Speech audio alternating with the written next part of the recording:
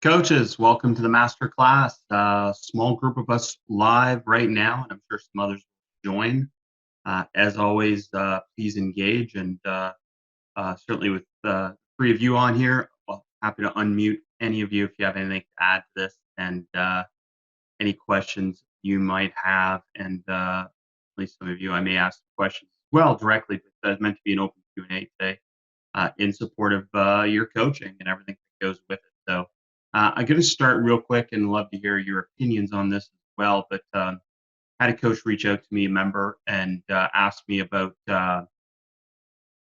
this issue of when kids don't shoot the ball or they pass up a lot of shots they should be shooting for the good of the team.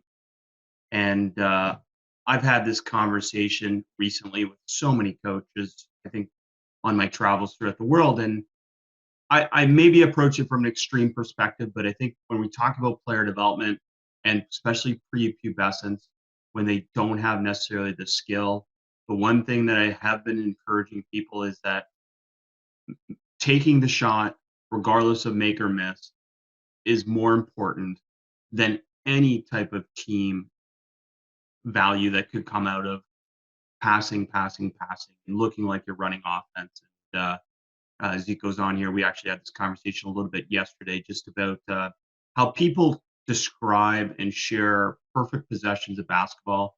And certainly I'm guilty of this because certainly it's aesthetically pleasing, but perfect possessions of basketball is being, you know, multiple passes, ball, limited dribbles, and ball swing, and has the defense in constant struggle to recover. Whereas I try and frame it to people that the perfect possession of basketball, when we're talking about player development, is a player driving and scoring with no pass. I mean, that's player development. Player development is driving and scoring. Now, if they can't drive it and score, it's because when they drove the ball, ideally they attacked, they countered if they get cut off, and then they draw help. And then when they draw help, they have the ability to be able to penetrate and kick, penetrate and dish, penetrate and pass. And then that leads to advantage.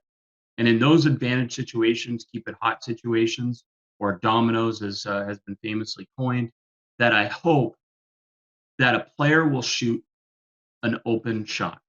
I don't want them to turn down an open shot. Even if they don't have the ability to shoot and make shots, the value of them taking that shot, in my opinion, far outweighs the pass because they can't shoot it.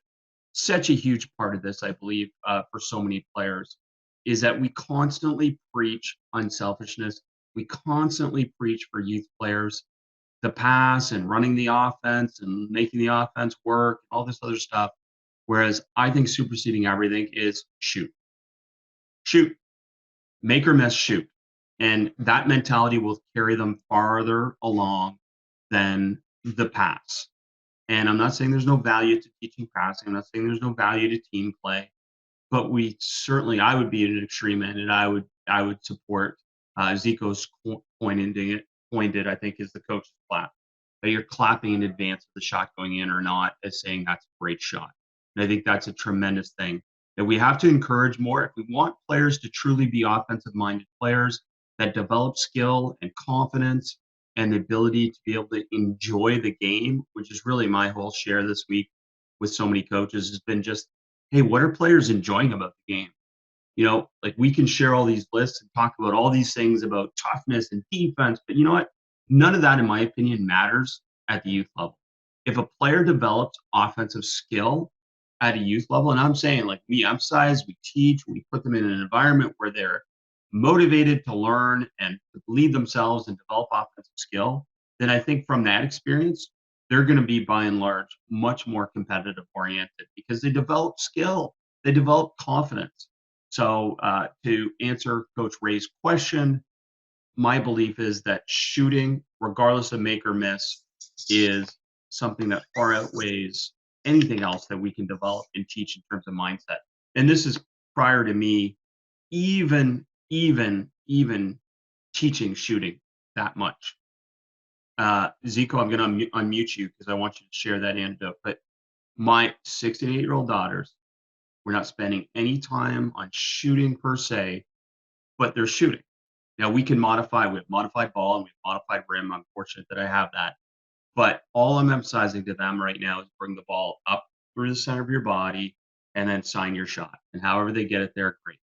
But we're trying like crazy to emphasize one-hand passes, dribbles, and the fun of offense and all these different things. And so far, so good because they've really enjoyed it. And they're getting out there on their own and practicing and they're wanting to show me stuff they've tried. And that's really what my opinion of player development is, that self-motivation. Hey, Zico, let's share this with us. You're unmuted, Zico. Go. Yeah, so Dylan Boucher, quick synopsis, won 13 championships in Australia and New Zealand, which is a record, played for the national team. And he was basically known as being a non-shooter, but amazing with dribble handoffs and screening and, playing for his team. And so he said a lot of parents come up to him now. He's retired, he's in his 40s, and parents will come up and, my little kid, my 15-year-old, he plays just like you. He can't shoot and he never scores, but he plays defense and he passes and he rebounds. And Dylan kind of was like, well, hold on a minute. I started playing like that when I became a pro, and I worked out that that's how I was going to maintain jobs. When I was 14, 15, 16, I was getting 40 points. So I was getting 38 points. He was able to score, and he learned to play that kind of non-shooting role later. And I think, it speaks to what you're saying with development, that, if someone's projecting to be an outstanding basketball player, even though long-term their role may not be as a primary scorer, the fact of the matter is if you've got someone who basically is a 6 to 8 point a game scorer at the local under 14 team, they're probably not projecting to be a professional basketball player. I'd imagine that there's very rare instances where someone's a pro player that they weren't pretty dominant as a youth player, unless they're kind of a late development type player and they've made a big exponential improvement. But, it's not really like someone is a role player at under 13s and just screens and gets layups, and then that leads to them being a role player at the NBA level. I mean, those big time guys like a Clint Capella, I'm sure, was pretty outstanding in his under 18 team and probably played a slightly different role. I think Dilly, is going to almost taking issue with their belief that he wasn't that good, as a youth player, and that's far from the truth. Such a great point. And Dylan, a tremendous passer.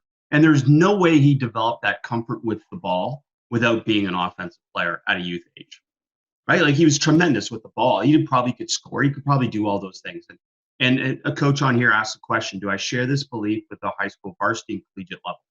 Well, the higher the level, the more you can start to define players, as you said, in terms of their role and their value to the team. But I'll even go further. There's a big difference between player development and team development.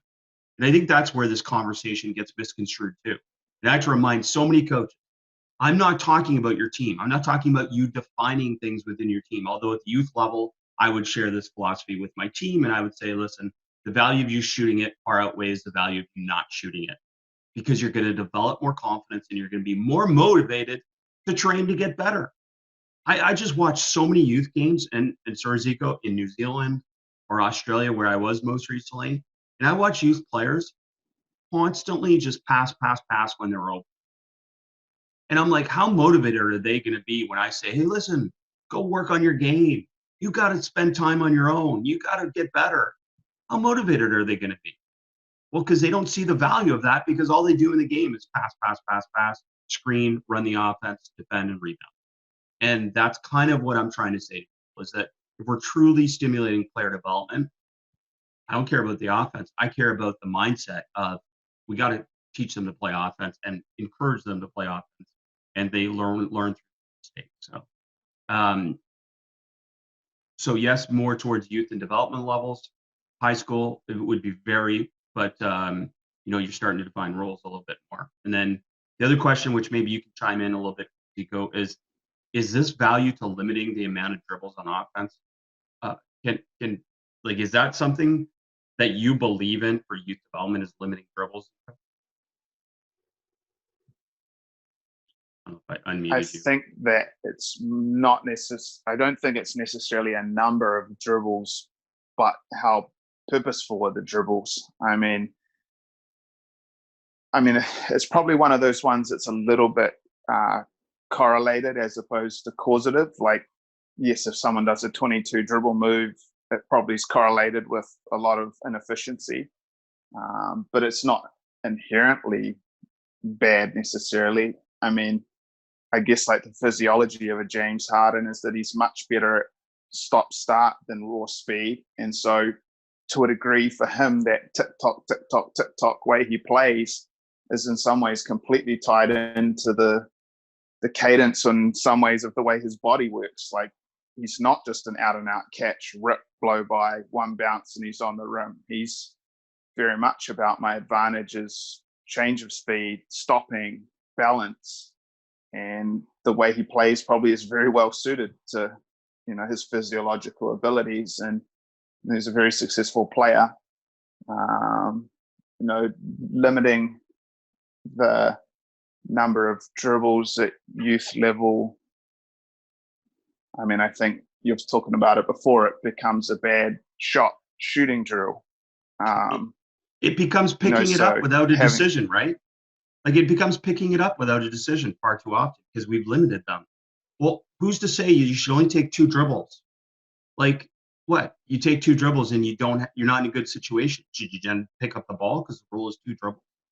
Or should you figure out a protection plan? Should you figure out how to retreat and then move the ball? Like, I'm okay with saying that. Listen, you attacked or you took 2 dribbles, you couldn't create an advantage, then you got to move the ball. That's different than saying 2 dribbles and pick it up, right? Yeah, and I think that that's a really important thing to try to cultivate with any players, especially your quote unquote target players. Is just that they understand, like, okay, they tried to beat someone, the defender did a good job, they've won that little battle, but pass, and maybe they go snapping back right into a dribble handoff, or pass, pin down, or pass flare, and that they know that if they give it up, that their teammates are going to work right back into another action for them. And I think if a great player understands and knows that his team will do that, then he doesn't feel like he needs to terminate on the first catch every time because he won't see it again. And if you put a defender having to go through 2-3 actions, like, a great player rips them baseline, they stop it, they give it up, they come off a handoff, they cut that off, they give it up, they come back, another flare. I mean, sooner or later that defender's breaking down, and they might win 2 battles, they lose the 3rd battle, they lose the war of the position. And I mean, Yao Ming was like that for China, and he was so incredibly efficient. And with the Rockets, he'd kick it out, they'd shoot it, and he was never as efficient because he'd feel compelled to terminate on the first catch. With China, he'd go 2-3 catches a possession and just wouldn't relinquish the possession by shooting the ball until he basically had a guaranteed make. It's fascinating. Look, the higher the level, again, the more that you can emphasize matchups and individual matchups and different things like that. And I'm posting it here for everyone, but this in play, which is an adoption from some Doug Novak stuff with Bethel, but I learned it in my last year, and I started running in my last year. And my one regret in my last year when we weren't very talented is that I didn't run it enough. And honestly, the reason I should have ran it more is because it put the ball in my best player's hand. And I tried to be too equal in making sure everyone touched the ball or different things like that. And I should have been more Dan Antonio, which is just get right to the friggin' point, get my best player or whoever's a matchup in the right spot, and then be simple. And then teach players a ton, which we did. Teach players a ton how to play off of that advantage or disadvantage and play off of that. And I'm not saying that we should run this at the youth level. I'm just saying, as an example, what Pico's saying is as we move up in levels, clearly it becomes defined differently. But at the younger levels, and this is a good sorry, go ahead before I go to the segue. Sorry. I do think, like, with the youth level, it's kind of a little bit tied into the amount of work that they're willing to put in. So if the kid's coming in and doing 3, 4, 5 extra trainings a week or whatever, then you might say, well, you're showing me that you've got that aspiration, so I'm going to leave you with a bigger role, to kind of, because I believe you'll grow into it. But some kids, they just want to be a successful high school basketball player, and they're Just very want to be happy part if of the their team. team does well. Yeah. Yeah, in that case, cool. You can have a successful team by playing this role. And so in some ways, they earn you allowing for them to have more room to grow if they show that they're going to do their part, which is to put the time in. There's no equality within a team, right? There's no equality. I mean, there's fairness. You be fair to everyone, but there's no equality. I mean, the best players on your team are the ones that work the hardest beyond practice. Chances are to get better. Now, again, at youth level, there's some size advantages or some, athletic advantages that supersede some skill.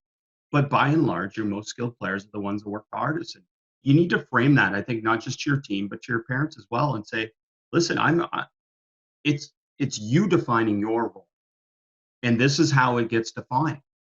And that's exactly what it's saying. And then I think as you move up in levels, you gradually ask players and ask them what they feel their role should be. And, those things play out.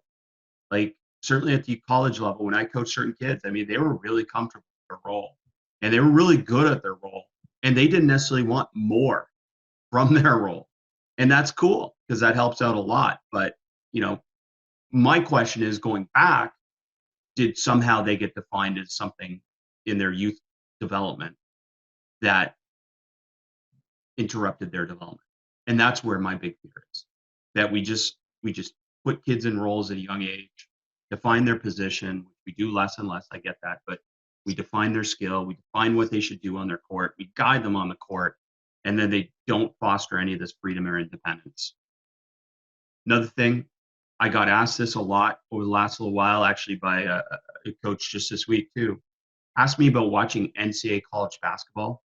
And Zico, I don't think you probably had much time to watch it, but I say the difference between watching NCAA college basketball and watching, say, the Australian League or watching, Europe and EuroLeague and all this other stuff is just that so many of these collegiate teams run sets. Everyone in Europe runs sets, right? Everyone in Europe runs sets. But the difference is in Europe, they run sets with the freedom to be able to make decisions, take advantage of advantage at any point. Whereas I watch a lot of the NCAA collegiate teams play and run sets, and it literally is to get to the end of the set. It's to get to the end of the set. And then once they're at the end of the set, oh, well, if we created an option, it's a great play and it worked. And if we didn't, then, oh my God, we got to figure it out. And that's the difference I feel a lot in terms of. So I don't know if you want to speak to that, Zico. The game is becoming more defined. In a very general sense, if we're talking role definition, like irrespective of who the player is, I think we're seeing a great cleansing in some ways of the sport, and obviously analytics drives this, and maybe it's right or wrong, but we've gone from a sport where pretty much every area of the court was deemed as being a good place to shoot from, and pretty much every type of offensive trigger was deemed as being a good one. So you did a post up, a low post, a mid post, high post. Those are all thought as being great. Dribble handoff is thought to be great. Ball screen is thought to be great, so on and so on. And I guess with like a lot of the second spectrum and the synergy data and things like that, we now more understand that a lot of these things are really inefficient. And I think when you look at the players, for you, those of you might be familiar with synergy, it gives their percentile rank on different play types. So it might say that this person is an excellent post-up player, and then it might say that they are a below-average spot-up player. But the thing with a lot of those is that even though they're excellent at post-up and below-average at spot-ups, their below-average spot-up generally generates more points per possession than their excellent post-up. And so, in terms of role definition, well, quite simply, we're starting to understand that it almost doesn't matter how good you are posting up. That probably won't generate as many points per possession as a drive and kick three. So in terms of role definition, there's lots of things that just aren't really as wanted or coveted around the world in basketball. And so for kids, it's like, well, you could have a tallish kid on your team at under 14s or something, and you could invest a lot of time into them becoming a post player. And yet there's probably no pro teams that really even want that. They'll be like going to inherit that player. And unless they're amazing at it, they're probably going to say, well, we don't really want your 0.9 above average post-ups. We want you to screen dive for 1.2 points per possession. So we're going to try to cleanse all the post-ups. And if you're not cool with that, we'll probably cut you. Well, and again, you're talking as you move up higher and higher level. And I don't know how many people have watched Cleveland and watched Kevin Porter Jr., I think it is. And you watch this dude play at Missouri, and you go, what? Like I had no idea. Like, you thought he was like just a post up, center type of dude. And then you watch him play last night or the night, and you're just going, wow, this guy's really skilled. And why didn't they let him play this way in college sometimes? What I think. But collegiate game, the rules are just different than the pro game, and certainly than the NBA. So some of these things that we're talking about are definitely a pro thing. But it's a fascinating conversation. And my whole wraparound from what Zico said and what I'm saying is at the youth level, we have to focus on offensive development. I mean, offensive development. Their roles get defined later, but do everything you can to focus on offense. We do not have to build conditioning. We do not have to build toughness. We do not have to build defense. We have to build competitiveness. But I think that comes from getting as good as you can possibly get. And that's on offense as much as it is anything. I've never been around a really skilled offensive player that isn't competitive. Is that fair to say, Zico? I mean, I guess like if you think of a James Harden, someone was asking me the other day, was he a hard worker? And they were like, well, I assume he is, because pretty certain you don't get that good if you're not a hard worker. And I mean, I think that pretty much is evident. Like, no one is going to be that skilled at anything in the world without a heck of a lot of skill work. Truth. I was corrected there by, I don't know if that's Corey that corrected me, but Kevin Porter on the Cavs. Right. Got it confused. Anyways, Damien asked about player development in terms of ball handling and handling pressure in the offseason. I'm a big proponent of obviously steal the ball. It's got to be live dribbling against someone, whatever variation of it you use with BDT, without BDT, but some type of one-on-one dribbling against someone. I mean, there's a finite amount of improvement, and I encourage players to do a lot of on-air dribbling reps, different things like that. Get comfortable, but that's stuff they should do on their own. But if you're coaching them in those situations, a ton of one-on-one, even one-on-one from half court, one-on-one from there's different situations where they have to dribble the ball versus pressure. I mean, if it's not live, they're not going to get better. And we talk about pressure as, one player is not pressure, right? It's got to be two players. When you draw two players, that's pressure. So creating that mindset and developing players in terms of their ability to play in one matchup. So cool. Zico, you're talking about dribbling versus pressure. Yeah, so like racket sports, they find obviously very little correlation between them because of the visual cues are different enough that like a tennis player is not necessarily a great table tennis player and so on. And I can remember taking a New Zealand youth team to Vegas in the July period and obviously play American teams. And the kid who was playing point guard for us, who's now a professional basketball player, he sort of said the American kids go for steals when I don't expect them to, because they are not the times that a New Zealand kid would go for steals. And I don't think that, so he kind of learned, he says one of his learnings throughout those tournaments was starting to see and recognize the body language of his defender that was preceding the steal attempt. And so he got better at knowing, okay, I got to prepare for them to try to steal the ball and move it into a protection position or whatever. And none of that learning could possibly come without a live none of that body language that he was cueing on to know that the steal attempt was coming, comes through someone, being in front of them with a Swiss ball or whatever other kind of, it's only going to come from playing against a live defender who's trying to strip you. I think Corey Boswell's still on here, played for me, CB, but Corey can remember. I mean, one of my favorite things to do, I mean, it's conditioning without them knowing it, is playing some full court one-on-one. Like we're literally, it's like King's Court, full court, one-on-one. Score you keep, or you can alternate possession, and just again, this mindset of playing full court with the ball in these one-on-one matchups. And it's organic. It's certainly, you have to figure it out, but you think about who's your best ball handlers. It's the one that, as Zico just said, they've had all these reps of one-on-one bringing the ball up against pressure.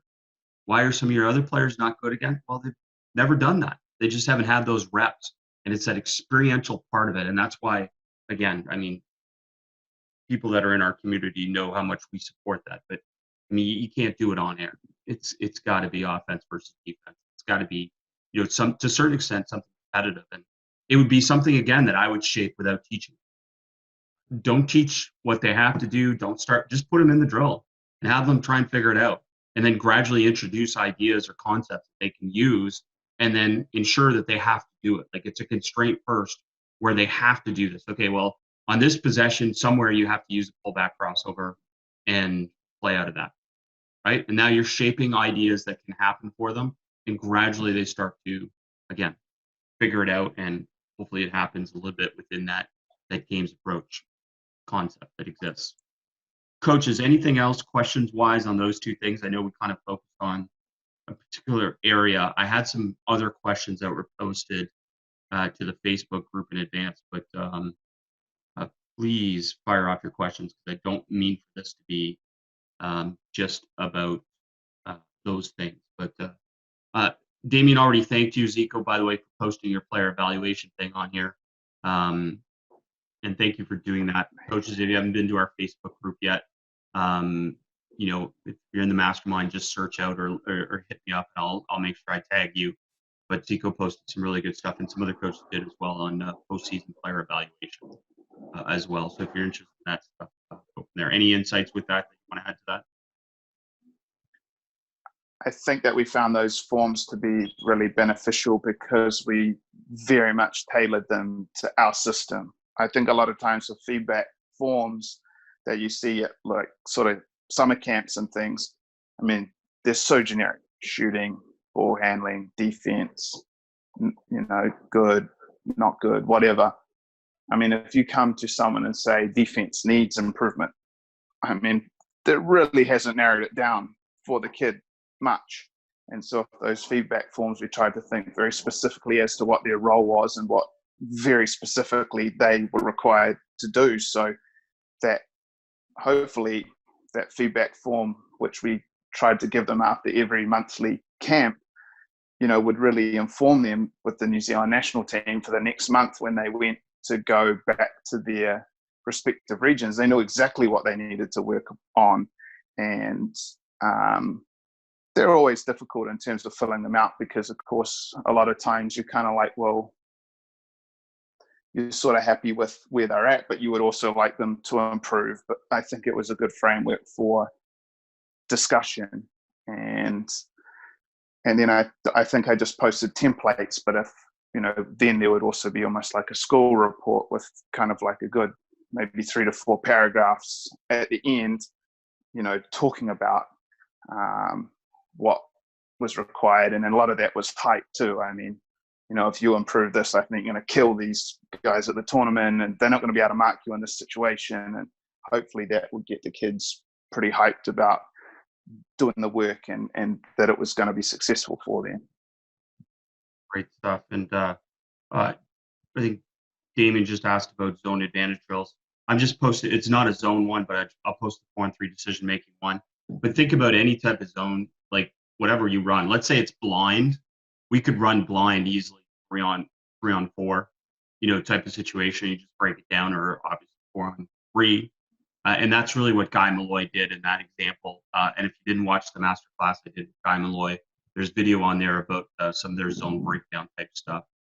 Sadly, I didn't have a ton of video, but Guy Malloy and I have known each other for a while, and like it was so fun to see some of the things that he adopted and took to another level. And that's what he did. He basically took a zone situation and then did it 4-on-3, and that's what it was. So think about whatever zone offense run, and then do it 4-on. Put the 3 players in. That was it. We'll bust through some of these quickly, and Zico, again, tell me anytime you want to pipe up a little bit. But when your season ends, knocked out of the postseason, what were your priorities as you turn the page and start looking for the team returning for the following season? Maybe a good one for you, Zico, since you're moving into your endless basketball season. So you're into your next season, so to speak. But what were some things that at the end of last year you started to focus on after you lost in the NBL finals?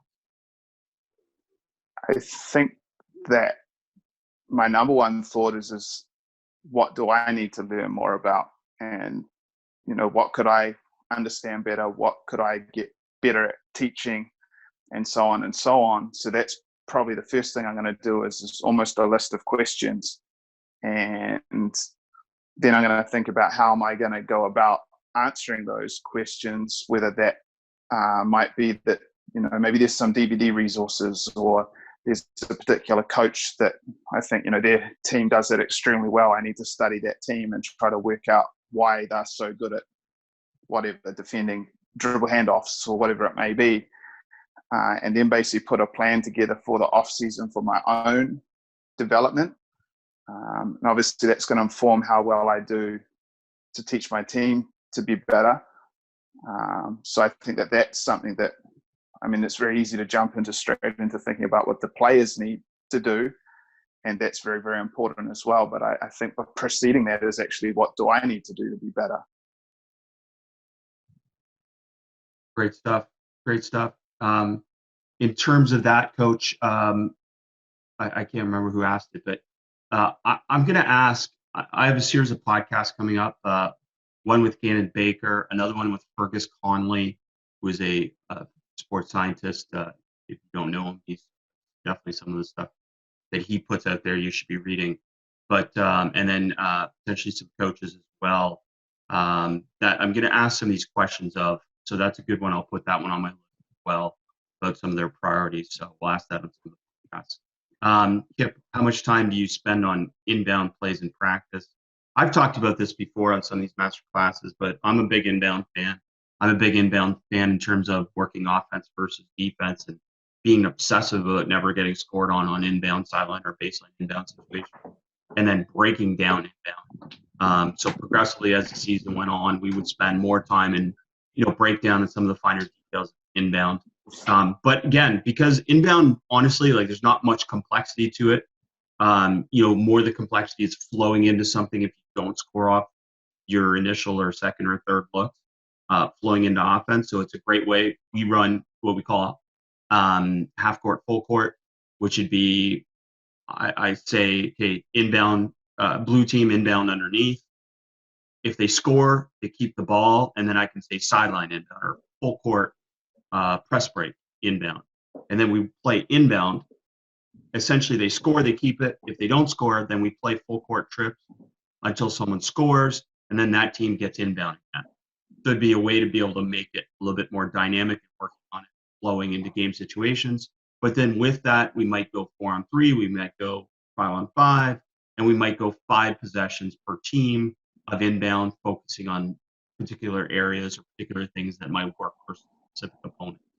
So, that would be kind of our mindset of those special situations being incredibly important. Zico, anything else with inbound? When I was visiting Indiana State, it was many years ago, the women's team, Terry Moran, I think she's gone on to bigger programs. One thing that they did, which was quite interesting, was to do the inbound plays as transitions between segments of practice. So, they might finish with the transition D drill, and then they would immediately, white, ball out of bounds, baseline, you're running stack, and they would have, minimal time kind of to sprint down and get it aligned and execute the play.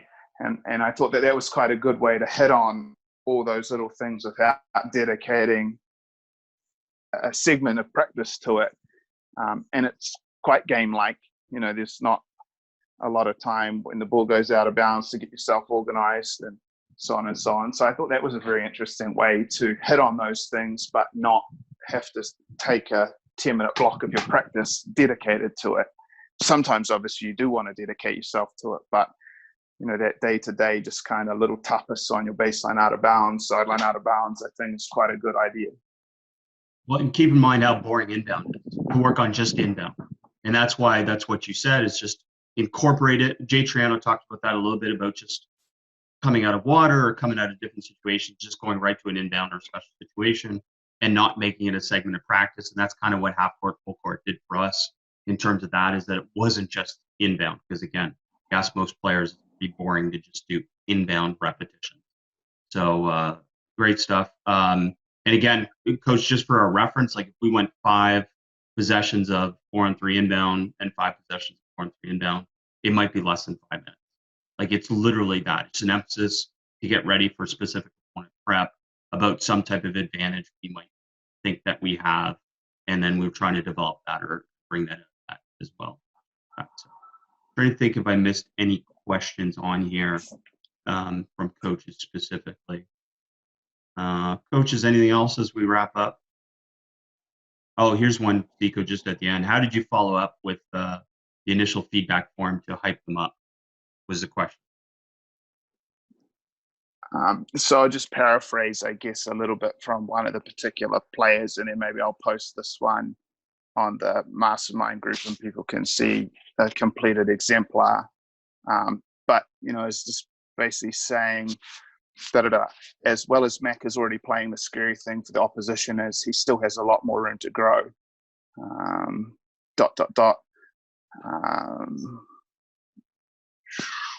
Research indicates that Australian rigs prefer to play ball screens conservatively, so I anticipate pick and pop looks will be there. Mac should work hard to ensure he is ready for these shots. There's the coach's full support and belief to take these shots with confidence, and so on and so on. So I guess like you're trying to orient him towards what you want him to work on, but I think really in some ways interwoven into that language is the hype, like saying that he needs to make improvements, but saying it in a way, how good Matt could be as an exciting prospect. He still has more room to grow. This is a scary thing for the opposition. I think it's like a way that he reads that basically like, yeah, man, I'm going to get way better and I'm going to be killing. But you're actually telling him you need to get better. So hopefully it kind of conveys both those two messages at the same time. And I can post this one in the mastermind group if people want to look at it more fully. Great. And I guess the general framework that I've been sharing with people is I was just at a kind of a conference retreat, which I won't get into too deeply, but they practice the sandwich approach, and you're all familiar with saying something nice, and then saying something bad, and then saying something nice, essentially sandwich approach. And like I actually got into discussion with one of the teachers and just said, like, you understand that like everyone's going to interpret that so differently, whether it's the value, someone's saying something nice and then they're not going to worry about the needs improvement, or they're going to just focus on the needs improvement. So I like how Zico said that, and I've been framing it to people, including this teacher. I tried to explain it saying, like, let's talk about it in terms of keep and add. Keep something, add something. And the add is really the needs improvement. But it's talking about, hey, listen, you can already do this. Let's add this. So it's framing player development as a positive and not as a weak. And Zico, that's what you're saying, and that's brilliant. So if you could share that in the group, that'd be amazing. Thank you for all your sharing in the group as well in terms of that. So coaches, anything else? I mean, I appreciate, I recognize so many of these names on here. I really appreciate you jumping on live with us. And I know it's adding value to your coaching, so that's great. We do get very good feedback and very good viewership on the master classes, even if we don't get always a ton of people live. I would welcome your feedback sometimes. We've explored maybe in the off season changing the time, because right now people in Europe, I don't know what it is in Belgium, 3 a.m. They can't jump on live type of thing. So we've explored moving it earlier or different things like that in the off season. People aren't conflicted practices and different things. So any feedback, please reach out. Give me any feedback you have. And as well for the wrap up show, I don't know if have any of you listened to the wrap up show with Jabo and Mark, or sorry, with Brad and Jabo. If not, then you can find it under podcast, under wrap up show. I got to put a good link up there, but it's on the Facebook line as well. But just curious if that's valuable, and if not, then we've got to find a way to make it more valuable to you. And it might be just a weekly or semi-weekly or bi-weekly type of Q&A, where some open questions maybe to someone else as well. Because I mean, I love that you get my perspective, but I love even more when you get Zico's perspective and other coaches' perspective as well. And really, that's my big shout out as well for the Dallas weekend and the Belgium weekend, Antwerp weekend of the I Academy.